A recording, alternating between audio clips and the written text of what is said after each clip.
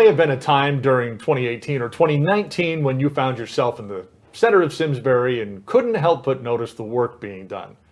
Perhaps you were trying to find a parking space for one of the Talcott Mountain Music Festival concerts, heading into town for ice cream, maybe just driving through the center of town and seeing all the construction fences. Or perhaps you're part of the St. Mary's community and you would proudly say to yourself, look what we're doing. It's been an expansion project at St. Mary's that's garnered quite a bit of attention, and we're here today to discuss that project. Alongside Father Frank Matera and Margaret Williamson, the pastor of St. Mary's and the principal of the school, I'm Jay Reynolds. Over the next half hour, we'll discuss the project, the effect it's having on the community, and we'll take you inside so you can see for yourself and answer that burning question that so many people have had. What are they doing in there? Welcome to both of you. A little bit of history and background I think might be helpful to kind of frame the conversation to bring us up to speed to where we are currently. But Father, before that, the building essentially opened in the spring of 2019. How has it been received? Well, Jay, it was opened on Easter Sunday, which was very fortuitous because we had large crowds of people there. And I think everybody, beginning with myself, was just so surprised about the outcome of the project, because up to that point, what we had seen were plans and diagrams, or we went into the building and construction was still on. But when it was completed, it really was a surprise to all of us, how spacious it was, how well appointed it was, how colorful it was inside. And I can say this, to this day, nobody has said anything negative about its outcome. It's been very well received at St. Mary's. We call that a jinx, I believe, Father. So that's where we are today, and we'll talk about the future and we'll see what's been done inside. But for the benefit of the viewers, I thought we could start by looking backwards just a bit for a brief bit of history to help frame the discussion. If we rewind a couple of centuries, maybe a century and a half or so, to the mid-1800s, Terriffill was the hub of the activity in town. St. Bernard's was established there. It closed in 2017, which was heartbreaking, but that's where the center of activity was in Simsbury. By 1900, the turn of that century, Simsbury was really changing, and the center of activity became more where it is now. There was what is now the Plan B restaurant, which was the train station.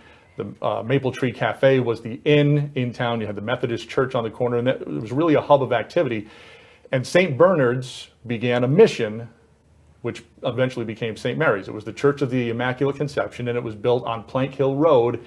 And if you drive up Plank Hill towards the cemetery or the ball fields, you can still see the old steps, the stone pillar and the steps that are on the north side of Plank Hill Road. St. Mary's became its own parish in 1920. They raised money and eventually had a church on Hot Meadow built by the mid-1930s. A couple of decades later, St. Mary's School opened. So you had a couple of decades in there, and that was in 1957. By the mid-1980s, it was time for another construction project, and that included the Marian Center, which is the parish center at St. Mary's, where a lot of folks have played basketball or had Boy Scout or Girl Scout meetings or Pinewood derbies, things like that.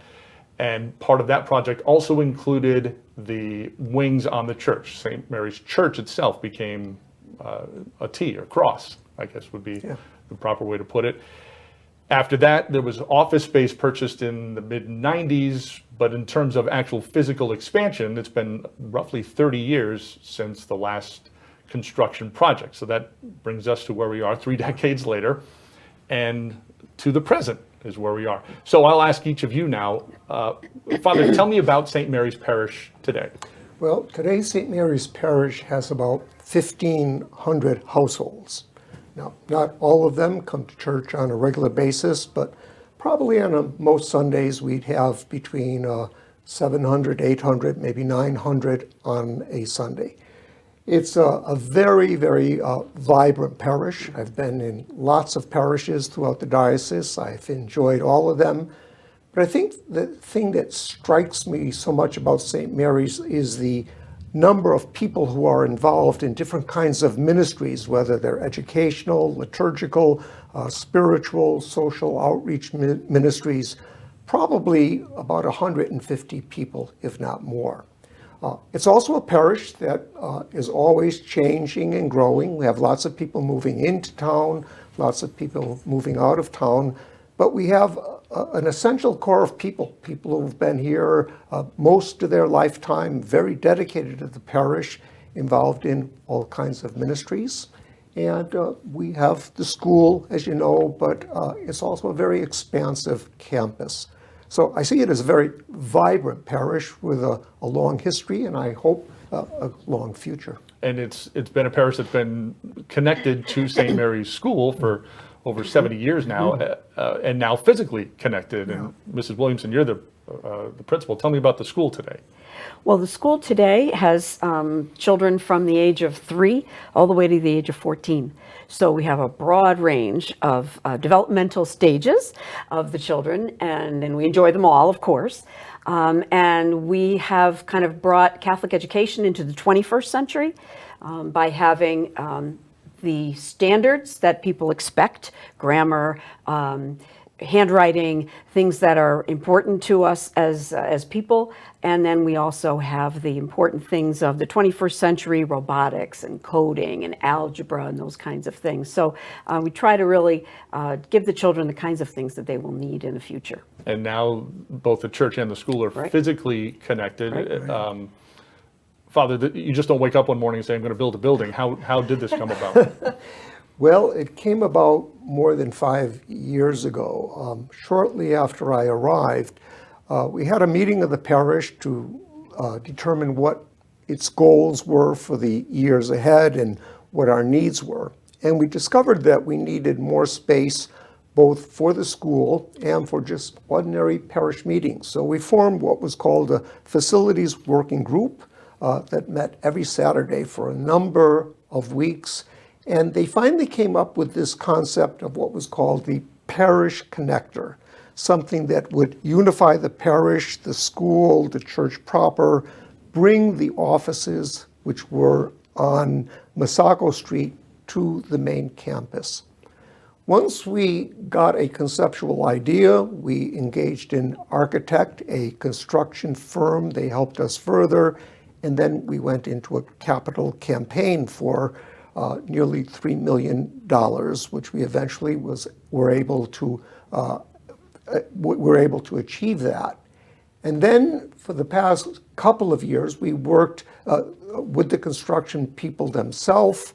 And in the last year, in the last 9 months, the actual construction took place. And that meant weekly meetings and people being on site on a regular basis. So this is a project that's been in the work for 5 years. It's well thought of. It responds to the needs of the parish, and we are very pleased with its outcome. And now there's a building to show for it, and we want to take you inside to show you what is inside the building that you've seen. But before we do that, Mrs. Williamson, what are we going to see on this video? Well, we're going to see a mixture of school items. So we're going to see the reading room, also known as a library.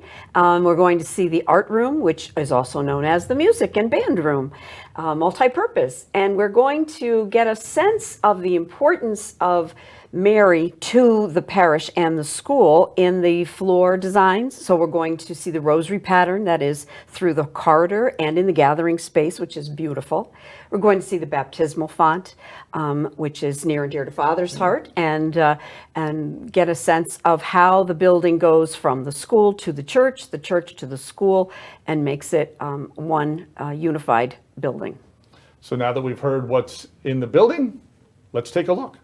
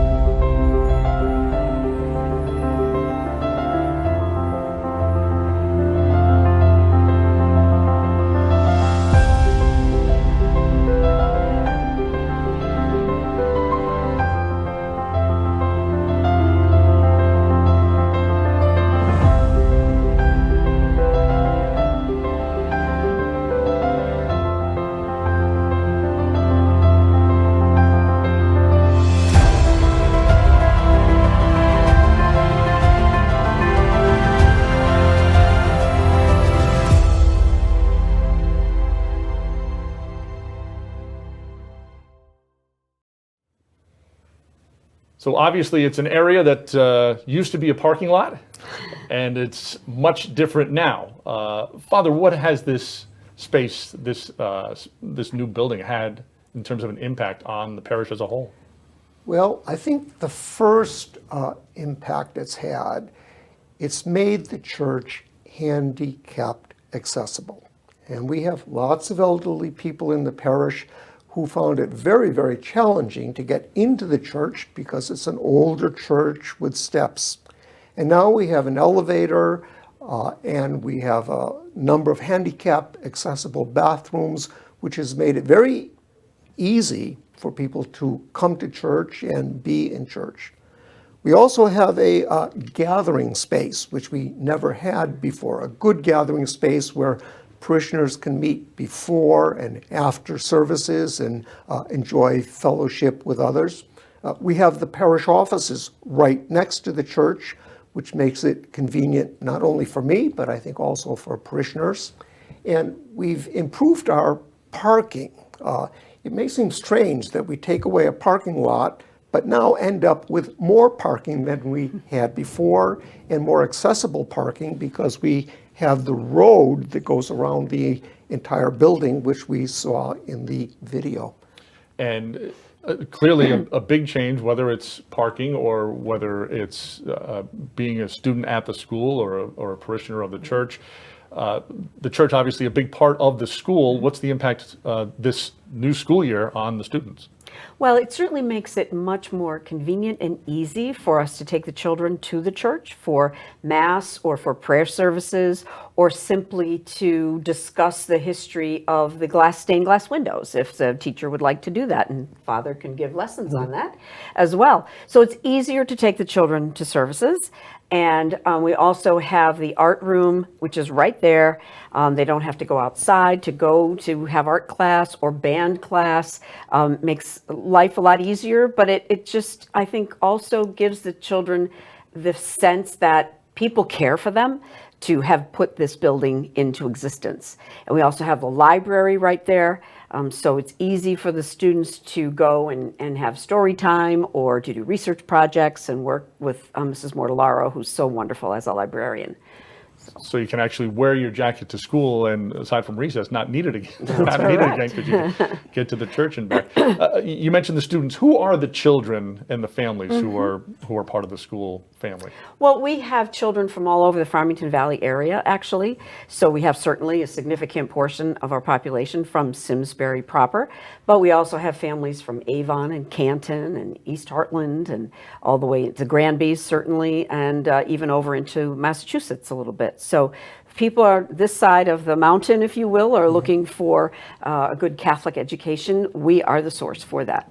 And so it's, I think, developed over the decades as a regional school, Yes, as opposed absolutely. to Catholic schools really started as parish schools, but it's not that way anymore, is it? No, it's not. And we have Father White, who comes and says Mass for us occasionally, and Father Tom, when he's up to it, can come. And we have, representatives from these parishes in our school. And lurking behind us is this great big banner that says St. Mary's Simsbury National Blue Ribbon School. Clearly, because that's there's a sense of pride here. Tell me about that. Well, in 1982, the United States Department of Education started a program to recognize excellent schools in the country. And so since that time, each year they select around 400 schools in the country that meet certain criteria. And in order to meet that criteria, you start first by meeting certain test score marks. So we give the Iowa test scores, the Iowa tests, and the children achieve a certain level on them. And then you fill out an application. And depending on how they read your application and the kinds of programs you have in your school, you can become selected. And this year, St. Mary's School was fortunate to be selected as a 2018 Blue Ribbon School of Excellence, and the only private school in New England this year that was selected. So we're very, very proud of that achievement, and we've had the banners and the blue ribbons around our property since last October, and we're proud of it. I assume there was balloons and confetti as part of it? Oh, yes, there was. Yes, there was. We had confetti guns in there. Father, vibrant school, vibrant parish. there must be challenges on a day-to-day basis with running a parish in this day and age as well. Yes, running any parish, not just St. Mary's, has become much more challenging. It's much more professional run than parishes were in the past, but it's also very complicated. There's lots of things that go on in any parish. Just taking care of people who are sick or people who are dying and trying to visit them, that's a full-time job that I can't do by myself. And we have lots of people within our parish, people who are Eucharistic ministers, people who are Stephen ministers who help to do that. Another challenge of any parish these days is trying to keep your flock together. Many people come to church with great regularity. Others are on our books. They don't come to us with regularity. We try our best to reach out to them, to bring them back and into St. Mary's. And then we have lots of educational challenges. Not only do we have a very vibrant school, but a very vibrant religious education program for children, but also for adults. And we carry that's a full-time ministry, carrying on religious education for young children, teens, and then developing vibrant programs for our adults. How about the challenges in a school, a parochial school, where you're teaching the faith to the kids in addition to the core values? Well, yes, they certainly have religion every single day, but it's also about incorporating Catholic social teaching, for example, into their other subjects. So when they're doing history or even in math, the beauty of all the things that are around us. We certainly talk about the presence of God, and we pray regularly in the morning, at lunchtime, in the afternoon. So faith is really part of their whole day's experience at St. Mary's School. As a product of Catholic education, I thought that 2 by 2 would be the extent of the math at St. Mary's, but it was not. Father, in this day and age, there have been people, you mentioned, they don't go to church every week. What are the efforts like to bring people like that back into the fold more than they may be? I don't know if there's one way of doing it. I think when I first came to St. Mary's, I thought I could develop a program that would bring people back. And I tried a couple things, and quite honestly, they didn't work. And I'm more and more of the thought now that you do it one by one individually.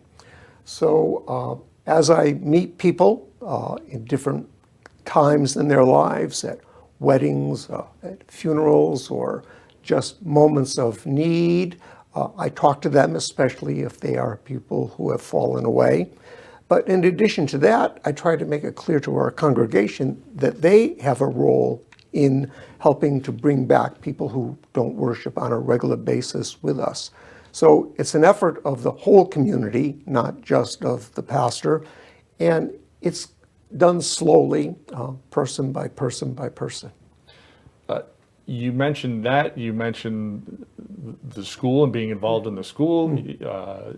You mentioned the parish community and all the work that's being done in St. Mary's. You multi-million-dollar building project. I assume there's sleep in there somewhere.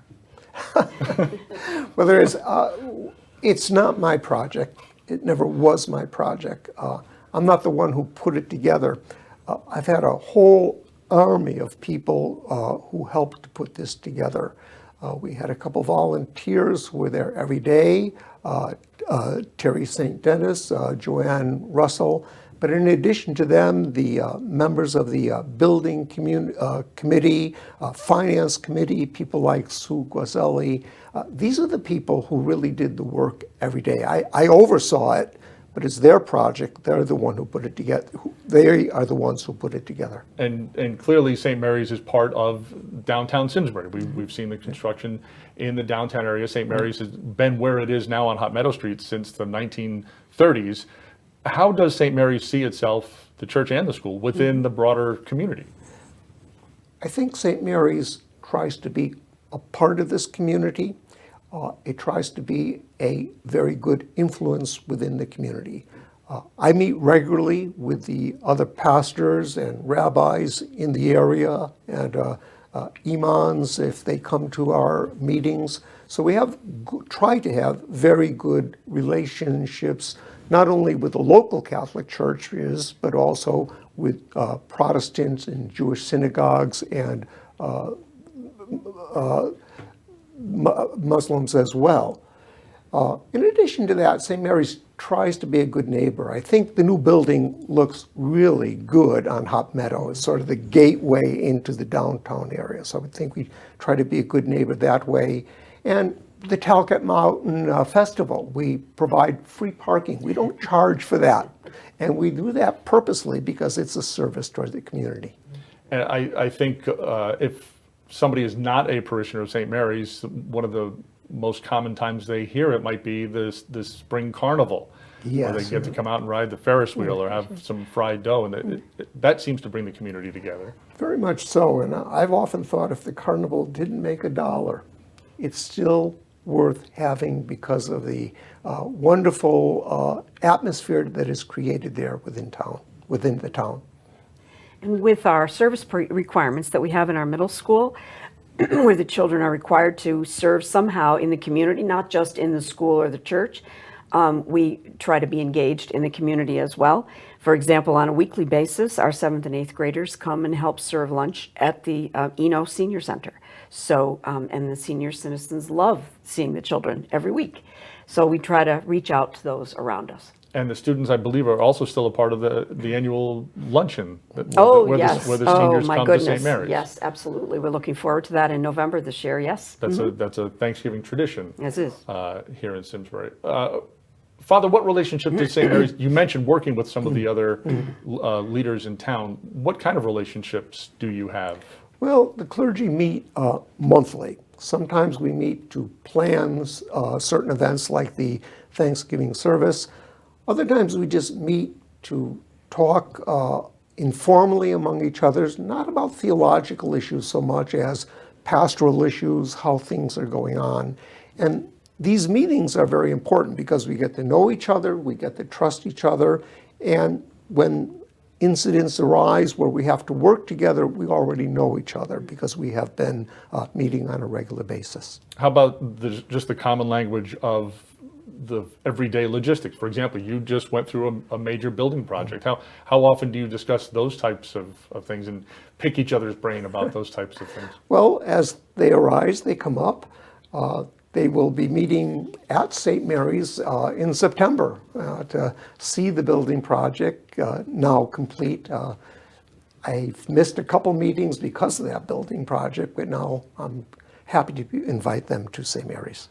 Mrs. Williamson, we've seen the students, you mentioned that a lot of things will be undercover now, not having to walk across parking lots. How do you anticipate the students adapting to the new form of their education, staying inside? Well, I think that they enjoyed getting out that little bit when they crossed the parking lot, and get a little fresh air. But I think this will make it a little more formal, when they're going across and going down the corridor to the church and coming back. But I think it will also make it a little more as if the church and the school are one, and their faith is really truly part of everything they do and what they're in their life, rather than separate. I think going out one door and going in another door was a symbolism that maybe it was a little bit separate, and now that's not the case anymore. I think, Father, you've mentioned that over the years, that the church and the school have always been connected, but now it's a physical reminder. And this is very important because there's always this temptation to see two communities, the school community, the parish community. But what we have tried to emphasize both at the school and the parish at St. Mary's, it's the St. Mary's community that's an umbrella for both the parish and the school. Each of them feeds the other. The school enriches the parish enriches the school. If somebody wants more information about St. Mary's School, they're looking for someplace for their child. Absolutely. Call us up, 860-658-9412. And Father, you talked about bringing people back to church. Is it as simple as a phone call to the office? Is it just showing up on Sunday? Or just showing up during the week and walking into the office. Very often that's what happens. Somebody stops me after Sunday Mass, or they come into the office, or they simply call. No formal appointment is needed. I'm there most regularly, and people can come in and speak. regularly during the week and 3 times on Sunday during Mass. Right. Stop and say hi. Obviously, there is so much more that we could explore. St. Mary's has been part of downtown Simsbury for 115 years. This half hour can really only scratch the surface. Both the church and the school do have websites with valuable information. stmaryssimsbury.org for the church, St. Mary's School, simsbury.org for the school, or feel free to just Google St. Mary's Simsbury. Both will show up in the results. For Father Matera and Mrs. Williamson, I'm Jay Reynolds. Thanks for being here and for being part of this look at St. Mary's. Hope you enjoyed it as much as we did. Have a great day.